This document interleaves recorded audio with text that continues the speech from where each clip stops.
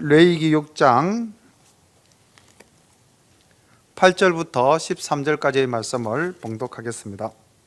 여호와께서 모세에게 일러 가라사대 아론과 그 자손에게 명하여 이르라. 번제의 규례는 이러하니라. 번제물은 단잇 석쇠 위에 아침까지 두고 단의 불로 그 위에서 꺼지지 않게 할 것이요, 제사장은 세마포 긴 옷을 입고 세마포 고이로 하체를 가리우고 단 위에서 탄 번제의 재를 가져다가 단 곁에 두고 그 옷을 벗고 다른 옷을 입고 그 재를 진 바깥 정결한 곳으로 가져갈 것이요, 단 위에 불은 항상 피워 꺼지지 않게 할지니 제사장은 아침마다 나무를 그 위에 태우고 번제물을 그 위에 벌려놓고 화목제의 기름을 그 위에 살을 찌며 불은 끊이지 않고 단 위에 피어 꺼지지 않게 할지니라. 아멘.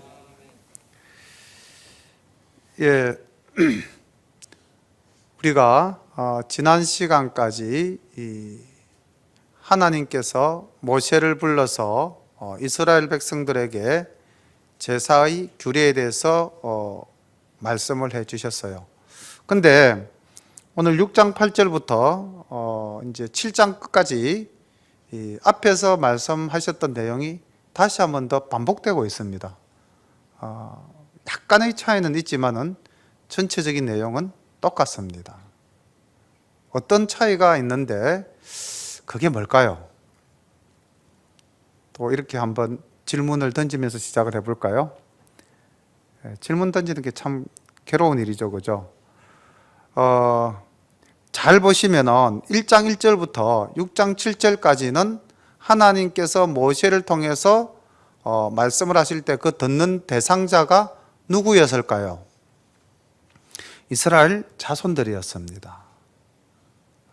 그러니까 여러 가지 제사의 종류와 그 제사의 방식, 또 어떤 제물을 드려야 한다는 것을 백성들에게 일러 가르쳐 주셨습니다. 그리고 이제 오늘 우리가 살펴보게 되는 6장 8절부터는 말씀이 바로 제사장들에게 주어지고 있습니다. 그러니까 백성들이 가지고 온 제물을 가지고 제사장은 어떻게 예배를 드려라, 제사를 드려라, 그 이제 규정을 제사장을 대상으로 이야기를 하고 있는 그런 차이가 있습니다. 8절부터 말씀을 보겠습니다. 여호와께서 모세에게 일러 가라사대 아론과 그 자손에게 명하여 이르라. 번제의 규례는 이러하니라. 번제물은 단잇 석쇠 위에 아침까지 두고 단 위의 불로 그 위에서 꺼지지 않게 할 것이요, 제사장은 세마포 긴 옷을 입고 세마포 고이로 하체를 가리우고 단 위에서 탄 번제의 재를 가져다가 단 곁에 두고 그 옷을 벗고 다른 옷을 입고 그 재를 진 바깥 정결한 곳으로 가져갈 것이요, 단 위에 불은 항상 피워 꺼지지 않게 할지니 제사장은 아침마다 나무를 그 위에 태우고 번제물을 그 위에 벌려놓고 화목제의 기름을 그 위에 살을 찌며 불은 끊이지 않고 단 위에 피워 꺼지지 않게 할지니라. 여기까지가 번제의 규례입니다. 제사장들이 번제를 드릴 때에 반드시 착안하고 또 지켜야 될 내용들입니다. 번제는 어떤 제사라고 말씀을 드렸습니까? 전도사님 자료 좀 부탁드리겠습니다.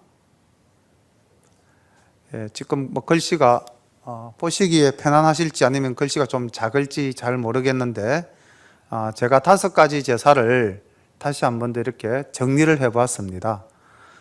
필요하신 분은 나중에 전도사님께 부탁하면 자료는 받아가실 수 있습니다.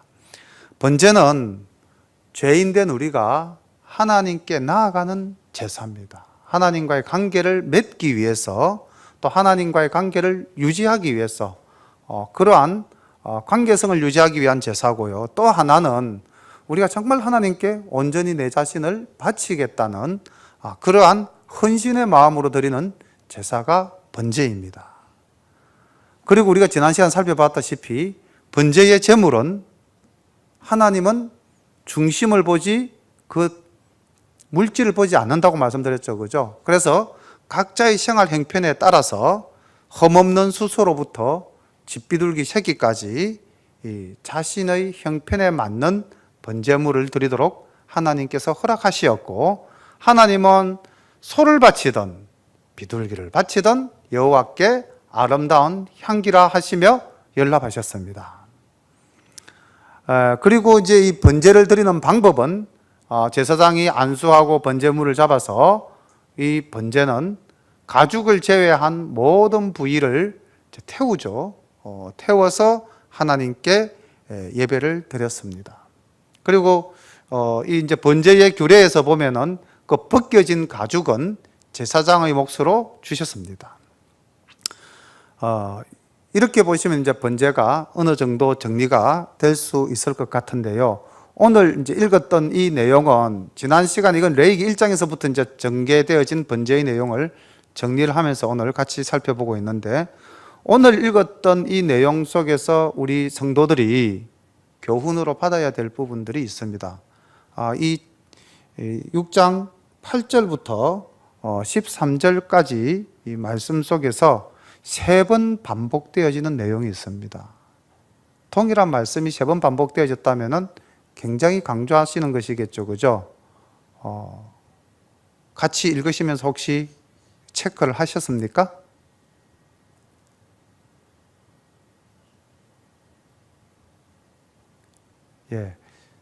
불이 꺼지지 않게 하라고 이야기를 하고 있습니다. 다시 말하면은 번제는 계속되어야 된다는 거죠. 단 한순간도 그 번제가 쉬어져서는 안 된다는 겁니다.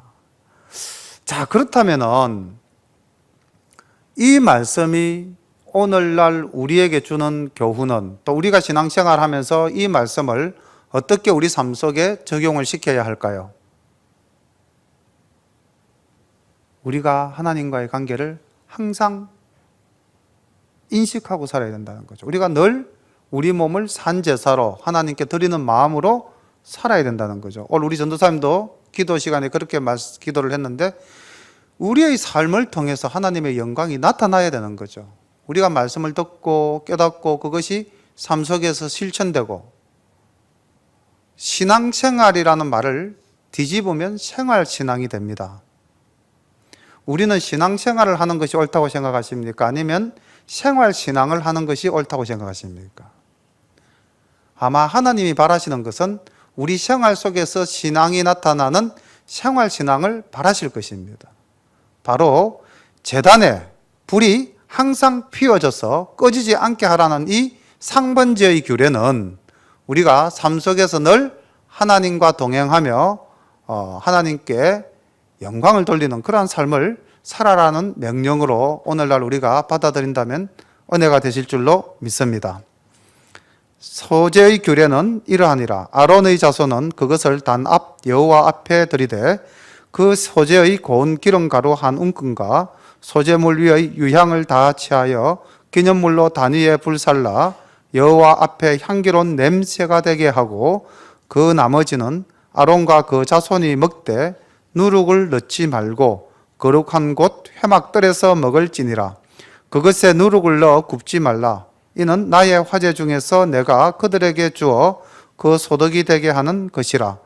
속죄제와 속건제 같이 지극히 거룩한 적 무릇 아론 자손의 남자는 이를 먹을지니 이는 여호와의 화제 중에서 그들의 대대로 영원한 소득이 됨이라. 이를 만지는 자마다 거룩하리라. 여호와께서 모세에게 일러 가라사대 아론과 그 자손이 기름 부음을 받는 날에 여호와께 드릴 예물은 이러하니라. 고운 가루 에바 10분의 1을 항상 드리는 소제물로 삼아 그 절반은 아침에 절반은 저녁에 드리되 그것을 기름으로 반죽하여 번철에 굽고 기름에 적시어다가 썰어서 소제로 여호와께 드려 향기로운 냄새가 되게 하라. 이 소제는 아론의 자손 중 기름 부음을 받고 그를 이어 제사장 된 자가 드릴 것이요 영원한 규례로 여호와께 온전히 불사를 것이니 무릇 제사장의 소제물은 온전히 불사르고 먹지 말지니라. 아멘. 여기까지는 이제 소제의 규례에 대해서 이야기를 하고 있는데, 지금 19절부터 23절까지는 앞에서 나오지 않았던 이야기입니다. 여기서 새롭게 나온 내용인데, 이게 이제 제사장 위임에 있어서 소제의 규례를 이야기하고 있습니다. 그래서 지난번에 소제라는 것이 어떤 것인가, 또 다시 한번 정리를 같이 해보겠습니다. 자료 띄워주시면 고맙겠고요. 소제, 아까 번제도 스스로 자원해서 드리는 자원제고요. 소제도 자원제라고 말씀을 드렸죠. 이 소제는 내가 하나님께 충성과 특히 감사를 표시하기 위해서 하나님 앞에 나아가는데 피 흘림이 없는 제사다. 유일하게 곡식으로 하나님께 드리는 제사라고 말씀을 드렸습니다.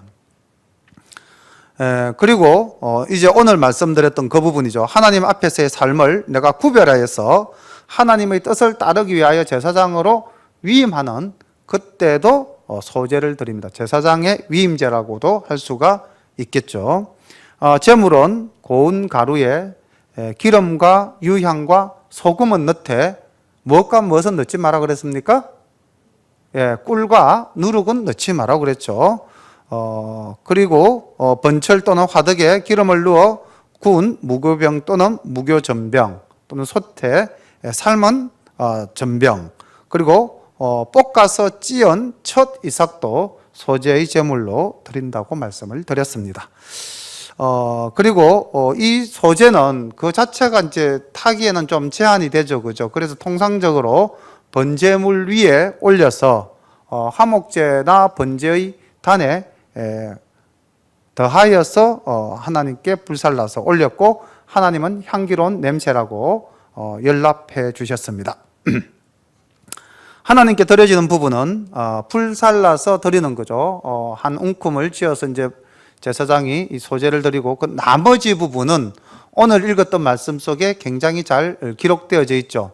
제사장들이 먹는 제사장의 음식이 됩니다. 성전 뜰에서 먹으라고 기록하고 있죠, 그죠? 그리고 제사장들은 다른 지파와는 달리 레위 지파는 나중에 그 가나안 땅에 들어가서도 자기의 영토를 할량받지 못하죠. 일반 백성들이 가져다 주는 것을 가지고 이제 먹고 사는데, 지금 이 회막에서 봉사하는 아론의 후손들도 따로 자기의 일을 하는 것이 아니라 이렇게 번제물이나 소제물이나, 번제물은 아니죠, 소제물이나 속건제나 속제제, 화목제와 같은 이제 제물을 가지고 음식을 삼고 있는데, 지난 시간에 그 소금 언약에 대해서 말씀드리지 않았습니까? 하나님께서 제사장들에게는 영원히 먹을 것을 공급하시겠다. 이것은 영영이 이루어질 규례다라고 말씀하셨던 그 언약의 내용이 좀 더 오늘 구체적으로 언급이 되어지고 있습니다. 마태복음에도 예수님께서 그렇게 말씀하시고 있죠. 내일을 위하여 염려하지 말라. 우리가 염려한다고 해서 할 수 있는 일은 거의 없죠. 세상에서도 그렇게 이야기하죠. 우리가 걱정하고 염려하는 것의 98%는 다 쓸데없는 것들이라. 우리가 하나님을 믿는데 하나님께서 우리를 하나님의 자녀 삼아 주셨고, 오늘날은 특별히 더욱더 은혜스럽게 우리를 다 대신 세상 삼아 주셨지 않습니까? 우리를 왕같은 족속이요 제사장이라고 말씀을 하셨으니까, 이 레위기의 언약의 규례를 따른다면은 우리는 우리 먹을 것 하나님이 이미 만들어 주셨죠. 여기 18절에 보십시오. 무릇 아론 자손의 남자는 이를 먹을지니 이는 여호와의 화제 중에서 그들의 대대로 영원한 소득이 됨이라. 이렇게 하나님께서는 오늘도 우리에게 풍족하게 쓸 것을 공급하고 계십니다. 다음 24절로 가겠습니다. 여호와께서 모세에게 일러 가라사대 아론과 그 아들들에게 고하여 이르라. 속죄제의 규례는 이러하니라. 속죄제의 희생은 지극히 거룩하니 여호와 앞 번제 희생을 잡는 곳에서 그 속죄제 희생을 잡을 것이요 죄를 위하여 제사 드리는 제사장이 그것을 먹되 곧 회막들 거룩한 곳에서 먹을 것이며 무릇 그 고기에 접촉하는 자는 거룩할 것이며 그 피가 어떤 옷에든지 묻었으면 묻은 그것을 거룩한 곳에서 빨 것이요 그 고기를 토기에 삶았으면 그 그릇을 깨뜨릴 것이요 유기에 삶았으면 그 그릇을 닦고 물에 씻을 것이며 그 고기는 지극히 거룩하니 제사장의 남자마다 먹을 것이니라. 그러나 피를 가지고 회막에 들어가 성소에서 속하게 한 속죄제 희생의 고기는 먹지 못할지니 불사를 지니라. 원래 레위기에서는 이제 자원제 세 가지가 먼저 나오는 순서로 소제 다음에는 화목제가 언급이 되어졌는데 이 제사장의 규례에서는 순서가 조금 바뀌었습니다. 이제 속죄제가 먼저 나오고 있는데 자료를 보시면서 또 정리를 한번 해보겠습니다. 속죄제는 하나님께 내가 부지 중에 지은 죄를 용서함 받기 위해서 제물을 드려야 됩니다. 그래서 이거는 자원제가 아니라 반드시 제물을 들고 나가야 되는 의무제입니다. 근데 하나님께서는 번제와 마찬가지로 이 속죄제도 그 사람이 사는 형편에 따라서 또 그 사람이 어떠한 위치에 있는가 그 위상에 따라서 제물의 종류를 따로 구별해 주셨습니다. 그래서 제사장과 회중 전체가 지은 죄는 흠없는 수송아지를 바쳐야 되죠. 그리고 족장은 수염소, 그리고 평민은 암염소 또는 어린 암양을 바치고요. 가난한 사람은 산비둘기 2마리나 집비둘기 새끼 2마리를 속죄제의 제물로 바치겠습니다. 근데 여기서 또 더 나아가서 정말 이것도 안 되는 극빈자에게는 하나님께서 고운 가루 에바의 10분의 1, 한 에바가 약 한 20리터니까 2리터, 오늘날로 보면은 한 대 정도를 하나님께 바치라고 이야기를 하고 있습니다. 그리고 그 제사를 드리는 방법은요, 내장에서 그 기름을 선별해서 내가지고 불로 태우고 제사장과 회중의 제물은 모든 부분을 진 바깥에서 불사른다 했는데 그 제사장이 지은 죄의 제물은 번제물로 기름을 태우고 나머지 남은 모든 것은 진 바깥 정결한 곳에 가서 태우라고 말씀을 하셨죠. 그리고 이 제사장의 죄가 얼마나 무거운지 지난 시간에 말씀을 드렸죠. 이 제사장의 죄와 이스라엘 온 회중 전체가 지은 죄가 같습니다. 그래서 이 제사장이 얼마나 하나님 앞에 정결해야 되고 얼마나 하나님 앞에서 겸손해야 되고 얼마나 하나님 앞에서 신실해야 되는가를 말씀으로서 잘 일러주고 계셨죠. 그리고 이 제물은 기름과 단에서 불사른 부분 콩밥과 이제 간을 바치는 그 막을 하나님께 드렸고요. 제사장은 그 제사장 본인과 회중이 하나님께 드린 그 제물의 고기는 먹지 못하면 바깥에서 다 불살라 버렸으니까. 그리고 이제 족장과 평민의 제물 중에서 불살라지지 않은 부분, 즉 하나님께 드려지지 않은 부분은 제사장들이 먹을 수 있었습니다.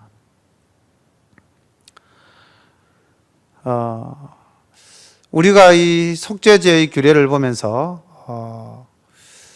정말로 다시 한 번 더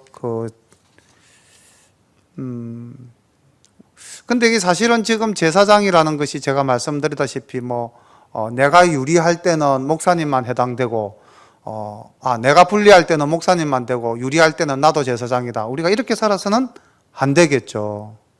그러니까 꼭 제단에 선 사람만이 제사장이다 라기보다는 지금은 우리 모두가 제사장인 시대를 살고 있지 않습니까? 그러니까 우리 모두가 좀 더 하나님 앞에서 아까 생활 속에서 신실한 삶을 살면서 그리스도의 향기를 품기 위해서 노력을 해야 되지 않겠나라고 생각을 해봅니다. 7장으로 넘어가서 속건제에 대해서 같이 살펴보도록 하겠습니다. 속건제의 규례는 이러하니라. 이는 지극히 거룩하니 번제 희생을 잡는 곳에서 속건제 희생을 잡을 것이요 제사장은 그 피를 단 사면에 뿌릴 것이며 그 모든 기름을 들이되 곧 그 기름진 꼬리와 내장에 덮인 기름과 두 콩팥과 그 위의 기름 곧 허리 근방에 있는 것과 간에 덮인 꺼풀을 콩팥과 함께 취하고 제사장은 그것을 다 단위에 불살라 여호와께 화제로 드릴 것이라. 이는 속건제요 지극히 거룩하니 이것을 제사장의 남자마다 먹되 거룩한 곳에서 먹을지며 속건제나 속죄제는 1년이 그 제육은 속하는 제사장에게 돌아갈 것이요 사람의 번제를 드리는 제사장 곧 그 제사장은 그 드린 번제물의 가죽을 자기가 얻을 것이며 무릇 화덕에 구운 소제물과 소태나 번철에서 만든 소제물은 그 드린 제사장에게로 돌아갈 것이니 무릇 소제물은 기름 섞은 것이나 마른 것이나 아론의 모든 자손이 평균이 분배할 것이니라. 지금 이제 속건제를 이야기하면서 후반부에서는 제물을 취하는 제사장의 몫에 대해서 구체적으로 설명을 해주고 있습니다. 속건제를 우리가 같이 한번 살펴보겠습니다. 속건제도 속죄제와 상당히 비슷한 성격을 가졌다고 말씀을 드렸는데 속죄제는 하나님의 계명을 가지고 본다면은 1계명에서부터 10계명 거의 전부를 다 포괄하는 그러한 내용을 담고 있다고 본다면은 속건제는 주로 5계명부터 10계명까지 하나님과 나와의 관계보다는 나와 이웃과의 관계, 또 뭐 하나님과의 관계라면은 이제 하나님의 전에 성물, 그러니까 하나님께 드려진 것을 내가 번과해서 손상을 끼쳤을 때에 거기에 대한 자기의 죄를 고백하고 사함을 받기 위해서 이제 제사를 드리는 그런 형태의 제사가 이제 속건제라고 말씀을 드렸고, 속건제는 이제 배상적 성격이 강하다, 그런 말씀을 드렸습니다. 속건제를 드리는 목적은 하나님의 성물 또는 이웃에게 해를 가한 경우 그 죄를 사함받기 위해서 드리는 제사입니다. 제물은 여호와의 성물 또는 검령을 범한 자는 흠없는 수양을 드려야 되고요. 이웃에 대하여 범죄한 자도 흠없는 수양. 그래서 이게 제물이 흠없는 수양으로 딱 규정되어져 있습니다. 그리고 제사를 드리는 방법은 내장의 모든 기름을 이제 불로 태워서 제사를 드리고, 지난 시간에도 강조를 드렸지만은 5분의 1을 더하여 보상하는 이 보상정신, 오늘날 우리 기독교인이 이 20%를 더하는 넉넉한 마음을 가지고 생활 속에서 그리스도의 사랑을 전한다면은 아마 우리 사회에서 기독교인은 존경받는 사람들이 되지 않겠는가, 그렇게 말씀을 드렸습니다. 제물은 기름과 단에서 불사른 부분은 하나님께 드려지는 제물이 되고요. 그 다음 불사라지지 않는 부분은 역시 제사장의 몫으로 돌아갑니다. 지난 시간에 제가 말씀을 드리면서 우리가 이 지연제에 대해서 속죄제와 속건제, 지연제에 대해서 제일 먼저 우리가 자각하는, 깨어있는 의식이 있어야 되겠다. 우리가 이것이 죄라는 것을 의식하기 위해서는 먼저 하나님의 말씀에 빗대어서 거울에 비추어 보듯이 우리가 비추어 보는, 그래서 율법이 중요하다 그랬죠. 율법은 우리가 죄인, 어떠한 죄를 지었는가를 깨닫게 해주는 인도자라고 하였으니까, 그래서 우리가 계명과 율례와 이 모든 법들을 잘 배워서 이것들을 가급적 삶 속에서 지켜나가려고 애를 써야 되겠죠. 그리고 그것이 잘못되었을 때는 내가 죄를 지었구나 자각을 하고, 그 다음 두 번째 자복을 해야 된다고 그랬죠. 그죠? 하나님 앞에 나아가서 고백을 해야 됩니다. 고백. 그래서 이제 이 고백하는 방법이 사실은 기도죠. 그래서 우리의 삶 속에서 기도는 굉장히 중요한 요소라고 말씀을 드렸습니다. 그리고 이제 하나님 앞에 나와서 이제 예배, 지금은 제물을 드리는 건데 구약의 제사는 오늘날 예배와 일치하니까 하나님께 예배드리고, 그래서 이 예배라는 것이 뭐 꼭 이렇게 우리 하나님의 성전에서 드리는 것이 이 예배의 전부냐, 아니죠. 생활 속에서 늘 하나님을 부르고 기도하고 우리가 또 찬양한다면 그것이 삶 속에서 예배가 되는 거죠. 그렇게 해서 우리가 늘 하나님과 동행하는 삶을 사는 것이 항상 우리가 죄를 멀리할 수 있는 방법이 되겠죠. 그러니까 죄를 범하지 않으려면은 죄를 멀리하면 되죠. 죄는 항상 우리를 유혹하려고 웅크리고 문 앞에 웅크리고 엎드려 있죠. 그래서 그 죄를 피하기 위해서는 우리가 항상 깨어 있어야 됩니다. 깨어 있는 방법 중에서 제일 좋은 것이 저는 찬송과 기도라고 생각을 합니다. 찬송은 곡조 있는 기도라고 말씀하시지 않습니까? 그래서 우리가 늘 이 생활 속에서 찬송을 부른다면은 죄는 우리를 범할 수가 없겠죠. 그래서 우리 차련의 모든 가족분들, 지금 인터넷으로 예배를 드리시는 분들도 항상 생활 속에서 찬송하는, 찬양 드리는 삶을 사는 것도 참 아름다운 일이라고 생각을 합니다. 그 다음 이제 11절부터 화목제에 대해서 살펴보도록 하겠습니다. 여호와께 드릴 화목제 희생의 규례는 이러하니라. 만일 그것을 감사함으로 드리거든 기름 섞은 무교병과 기름 바른 무교전병과 고운 가루에 기름 섞어 구운 가자를 그 감사 희생과 함께 드리고 또 유교병을 화목제의 감사 희생과 함께 그 예물에 드리되 그 전체의 예물 중에서 하나씩 여호와께 거제로 드리고 그것을 화목제의 피를 뿌린 제사장들에게로 돌릴지니라. 감사함으로 드리는 화목제 희생의 고기는 드리는 그날에 먹을 것이요 조금이라도 이튿날 아침까지 두지 말 것이니라. 그러나 그 희생의 예물이 서원이나 자원의 예물이면 그 희생을 드린 날에 먹을 것이요 그 남은 것은 이튿날에도 먹되 그 희생의 고기가 제3일까지 남았으면 불사를 지니 만일 그 화목제 희생의 고기를 제3일에 조금이라도 먹으면 그 제사는 연납되지 않을 것이라. 드린 자에게도 예물답게 못되고 도리어 가정한 것이 될 것이며 그것을 먹는 자는 죄를 당하리라. 그 고기가 부정한 물건에 접촉되었으면 먹지 말고 불사를 것이라.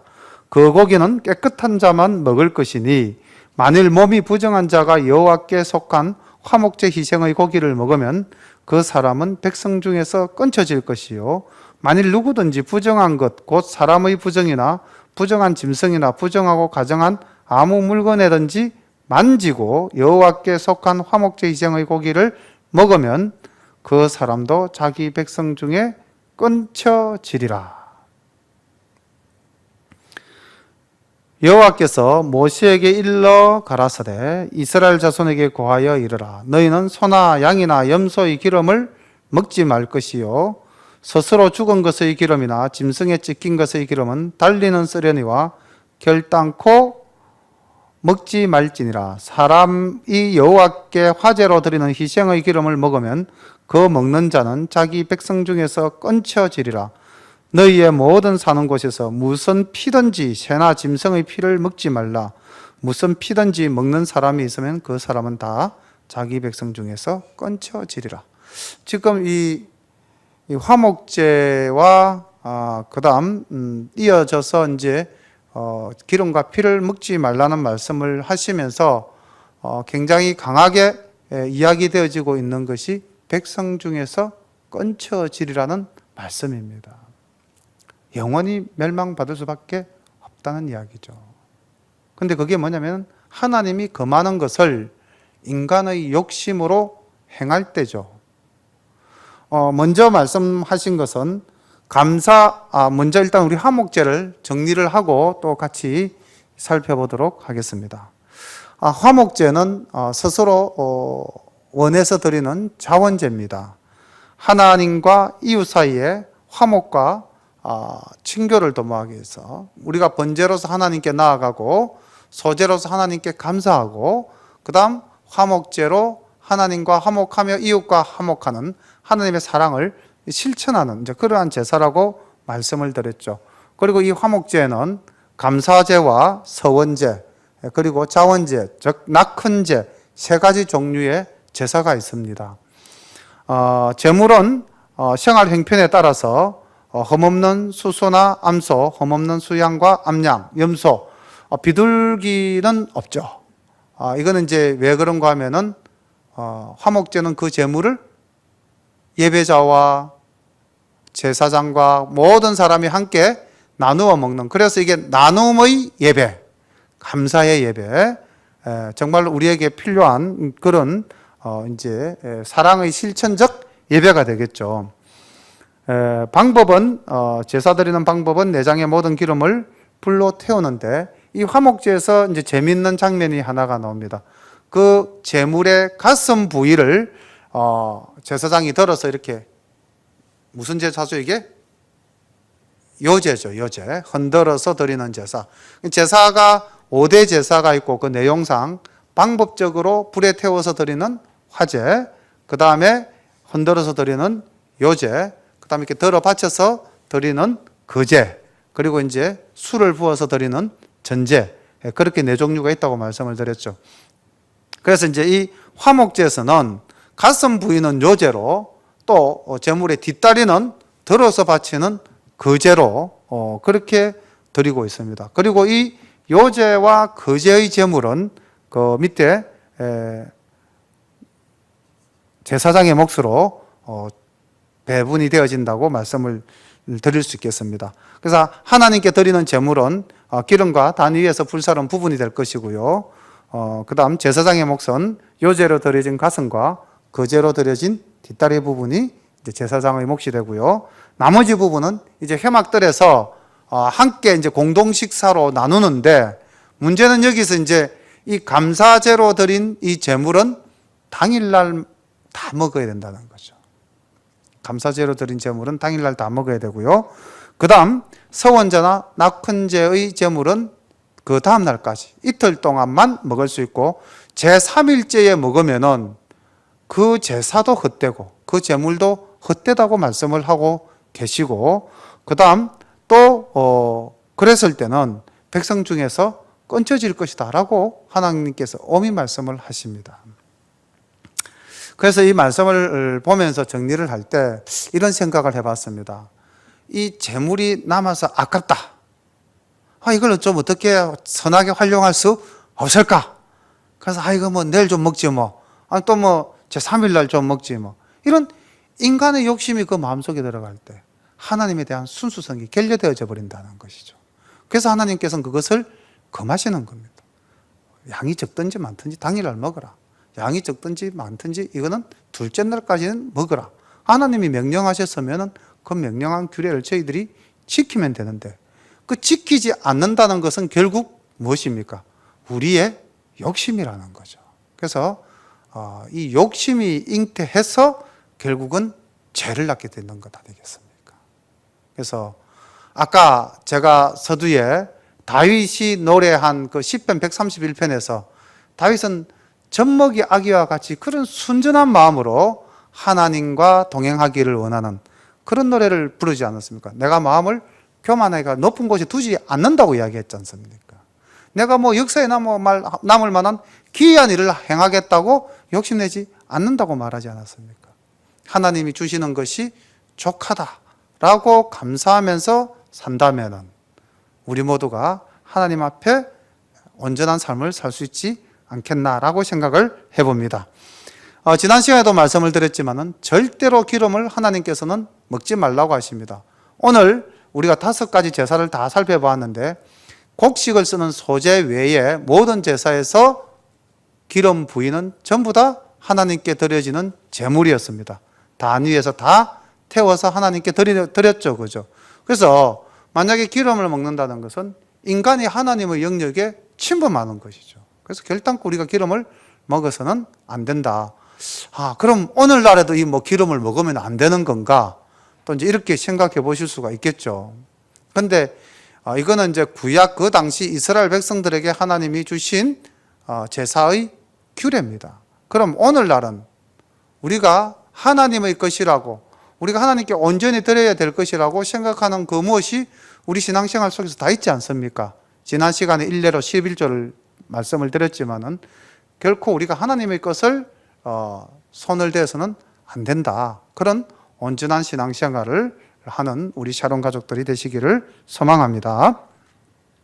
마지막으로 이제 정리하겠습니다. 28절 여호와께서 모세에게 일러 가라사대 이스라엘 자손에게 고하여 이르라 화목제의 희생을 여호와께 드리는 자는 그 화목제 희생 중에서 그 예물을 취하여 여호와께 가져오되 여호와의 화제는 그 사람이 자기 손으로 가져올지니 곧 그 제물의 기름과 가슴을 가져올 것이요 제사장은 그 가슴을 여호와 앞에 흔들어 요제를 삼고 그 기름은 단위에 불사를 것이며 가슴은 아론과 그 자손들에게 돌릴 것이며 또 너희는 그 화목제 희생의 우편 뒷다리를 제사장에게 주어 거제를 삼을지니 아론의 자손 중 화목제 희생의 피와 기름을 드리는 자가 그 우편 뒷다리를 자기의 소득으로 삼을 것이라. 내가 이스라엘 자손의 화목제 중에서 그 흔든 가슴과 든 뒷다리를 취하여 제사장 아론과 그 자손에게 주었나니 이는 이스라엘 자손에게 받을 영원한 소득이니라. 여기까지가 이제 화목제의 내용이었죠. 아까 설명한 부분을 다시 한번 정리했습니다. 이는 여호와의 화제 중에서 아론에게 돌릴 것과 그 자손에게 돌릴 것이니 그들을 세워 여호와의 제사장 직분을 행하게 한 날 곧 그들에게 기름을 부은 날에 여호와께서 명하사 이스라엘 자손 중에서 그들에게 돌리게 하신 것이라. 대대로 영원히 받을 소득이니라. 이는 번제와 소제와 속죄제와 속건제와 위임제와 화목제의 규례라.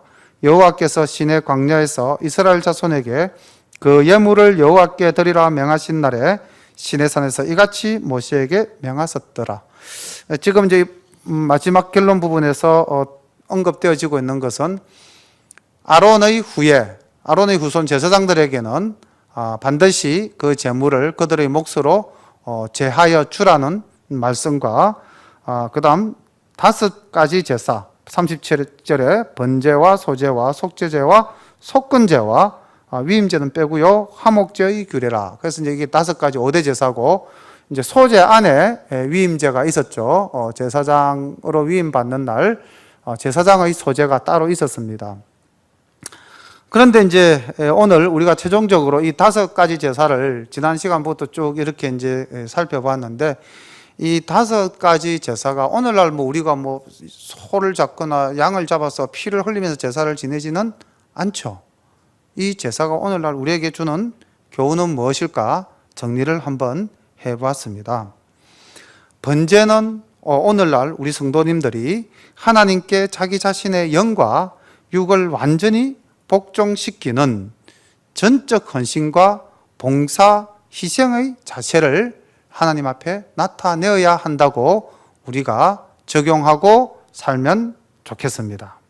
소제는 하나님께 자기 성화의 열매를 겸손과 감사로 바치는 신앙적 태도를 일깨워 주시는 거라고 보면 될 것 같고요. 속죄제는 하나님께 자기가 알고 지은 죄, 모르고 지은 죄, 이 모든 죄를 일일이 회개하고 자복하고 그 다음 우리가 기도나 찬양을 통해서 반드시 자기 죄를 정화시키는 그러한 시간을 가져야 함을 깨우쳐 줍니다. 속건제는 이웃에 대해 잘못한 것을 반성하고 내가 먼저 손을 내밀어 화해하고 내가 먼저 용서함을 받는 화해와 용서의 시간을 가져야 함을 깨우쳐 주십니다. 예수님께서도 마태복음 5장 23절에 이렇게 말씀하셨죠. 그러므로 예물을 제단에 드리다가 거기서 내 형제에게 원망 들을 만한 일이 있는 줄 생각나거든 예물을 제단 앞에 두고 먼저 가서 형제와 화목하고 그 후에 와서 예물을 드리라. 화해가 먼저입니까? 예배가 먼저입니까? 화해가 먼저입니다. 그래서 우리가 이 세상을 살아가면서 이웃과의 관계를 어떻게 설정하느냐, 우리 기독교인이 갖추어야 될 중요한 덕목 중에 하나입니다. 예수님도 예물을 드리는 것과 화해하는 것, 우선순위를 화해하는 것에 두고 있습니다.